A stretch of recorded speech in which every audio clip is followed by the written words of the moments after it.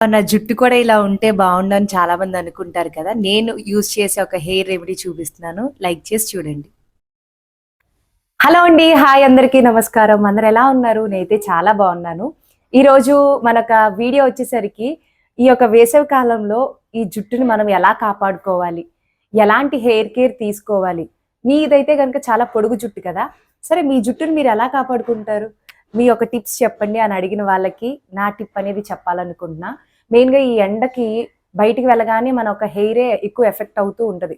Direct sun మన head మీదే పడతది కాబట్టి చాలా వేడి కూడా ఎక్కువ ఉండటం వల్ల మన ఒంట్లో వేడి కావచ్చు, ఇవన్నిటిని మనం తగ్గించుకుంటూనే జుట్టుకి మంచి పోషణ అందించాలంటే ఈ ఈ యొక్క రెమెడీ ఖచ్చితంగా వర్క్ అవుతది. ఇది పాతకాలం నుంచి వచ్చిన చిట్కానే. జుట్టు ఊడకుండా మన ఒంట్లో ఉన్న వేడిని తగ్గించటమే కాకుండా పెరుగుదలకు ఉపయోగపడతది. అండ్ ఇది అప్లై చేయటం వల్ల ఈ ఎండ నుంచి మన జుట్టుని మనం కాపాడుకుంటాం. సో, ఒక రెమెడీ ఏంటో మనం చూసే ముందు మన ఛానెల్ ఎవరైనా ఫస్ట్ టైమ్ చూస్తే గనక ఒకసారి సబ్స్క్రైబ్ చేసుకోండి. పక్కనే ఉన్న బెల్ ఐకాన్ కూడా క్లిక్ చేయండి. దానివల్ల ఇలాంటి యూజ్‌ఫుల్ వీడియోస్ మీరేది మిస్ కాకుండా నా ప్రతి వీడియో మీరు చూడొచ్చు. సో, ఇంక లేట్ చేయకుండా ఆ రెమెడీ ఏంటో చూసేద్దామా? సో, ముందుగా అయితే గనక నేనిక్కడ మెంతులు నైటే నానబెట్టేసుకున్నా. నేను ఎవ్రీ వీక్ హెయిర్ ప్యాక్ అనేది వేసుకుంటాననమాట. హెయిర్ రెమెడీ కావచ్చు. హెడ్ బాత్ చేసే ముందు నాకిలాగా పెట్టుకోవటం అలవాటు. ఇది నా సీక్రెట్. మీరు కూడా ఫాలో అవ్వండి. సో, ముందుగా మెంతులనేవి నైటే నానబెట్టుకొని ఇంకా మార్నింగ్ ఏంటి అంటే ఇలా నేను రెమెడీ అనేది తయారు చేసేసుకుంటున్నాను. మెంతులు తీసుకోవటం వల్ల ఏంటి అంటే ఎక్కువగా ఐరన్, ప్రోటీన్, విటమిన్స్ అనేవి ఎక్కువుంటాయి కాబట్టి హెయిర్ గ్రోత్‌ని ప్రమోట్ చేస్తూ ఉంటది మెంతులనమాట. అండ్ దాంతో పాటే నేనేంటి అంటే ఉల్లిపాయ తీసుకున్నాను. దాన్ని చక్కగా పీల్ చేసేసుకొని చిన్న చిన్న ముక్కల కింద కట్ జేసుకోవాలి. మనకి హెయిర్ అనేది హెల్తీగా ఉండటానికి ఈ యొక్క ఉల్లిపాయ చాలా బాగా ఉపయోగపడతది. అండ్ అలాగే మనొక బ్లడ్ ఫ్లోని కూడా ఇంక్రీజ్ చేస్తది. ఎటువంటి స్కాల్ప్ ఇన్ఫెక్షన్స్ లేకుండా. అసలు జుట్టు పెరగటమేమో పక్కన పెడితే, ముందుగా మనకి హెయిర్‌కున్న ప్రాబ్లమ్స్ అనేవి పోయినియి అనుకో, అంటే లైక్ డాండ్రఫ్ కావచ్చు, ఆ ఒక స్కాల్ప్ అంతా ఇచ్చి దురదగా ఉండటం, పుండు పడటం, మళ్ళీ అక్కడ స్కిన్ ఊడటం, మళ్ళీ హెయిర్ అంతా ఊడిపోవటం అలాంటివి కొన్ని కొన్ని జరుగుతూ ఉంటాయి కదా! సో, అలా కాకుండా మన ఒక హెయిర్ అనేది స్కాల్ప్ నుంచి వస్తది కాబట్టి, ఒక స్కాల్ప్ అనేది హెల్తీగా ఉందనుకోండి ఇంక మనము జుట్టు ఆటోమేటిక్‌గా అదే పెరుగుతది కాబట్టి ఉన్న ప్రాబ్లమ్స్‌ని పోగొట్టడానికి ఇలాంటి హెయిర్ రెమెడీస్ బాగా ఉపయోగపడతాయి. దాని ద్వారా మనకేంటంటే జుట్టు పెరగటానికి ఉపయోగపడుతూ ఉంటది.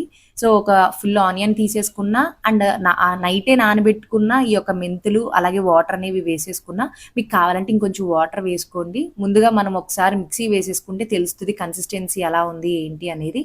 సో, నేనైతే డైరెక్ట్‌గా అప్లై చేసుకుంటున్నా. మీకు హెయిర్‌లో స్టిక్ అయిపోతదని మీకు నచ్చదు అని అనుకుంటే గనక ఏదైనా పల్చటి క్లాత్ తీసుకొని వడకట్టేసుకోండి. నాకెందుకో మెంతులు హెయిర్‌కి అప్లై చేస్తే ఏంటి అంటే ఈ డాండ్రఫ్ పోతది.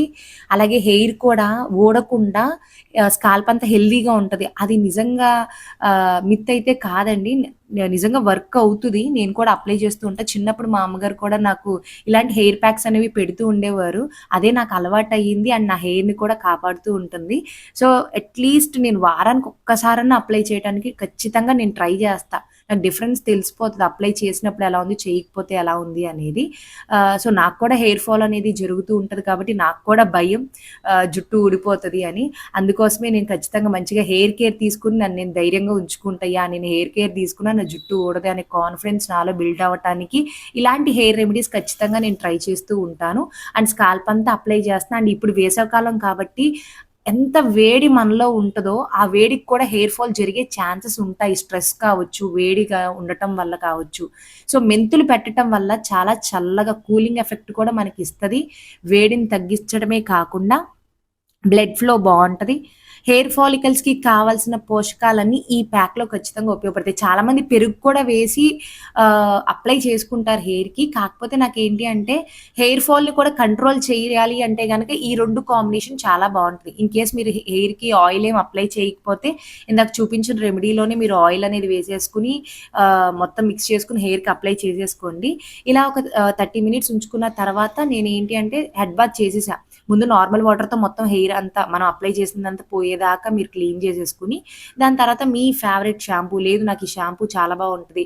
హెయిర్ ఫాల్ ఉండదు అని అనుకున్న షాంపూతో మీరు షాంపూ చేసేసుకొని హెయిర్ కంప్లీట్‌గా డ్రై చేసేసుకోండి.